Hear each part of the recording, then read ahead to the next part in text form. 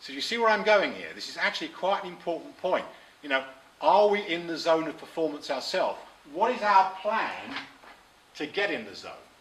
Not because this is an external constraint upon you, because it's not. Why you want to be in the zone is because when you're in the zone, you feel a lot better about yourself. You feel like a car that's firing on all cylinders. So being in the zone is something we want for ourselves because we feel better, but we want it for our staff because not only will they feel better, but they'll produce more for you. Let me just finish off then with one final thing about leadership. Because I've just talked about performance there and the importance of it and how central motivation is to getting a high level of performance. The same is true of leadership.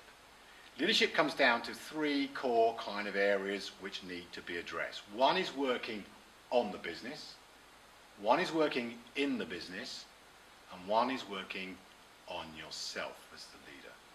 You have to grow as a leader in order to lead at all. If you're not growing as a human being, you can't grow as a leader.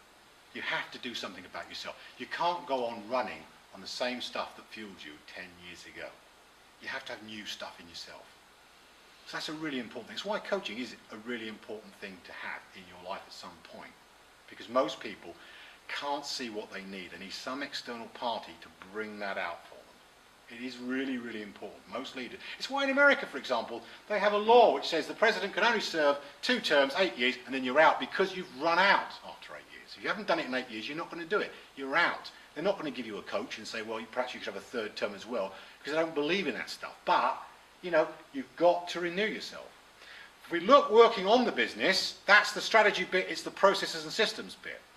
But if we look at working in the business, what are the 2 core things that leaders have to deal with? 1, building strong teams. Building really strong teams is absolutely central. And 2, motivating individuals. It's a really poor leader who doesn't motivate the people around them. So one consequence of that is always you as a leader need to be more highly motivated than the people around you because they take their cue from you.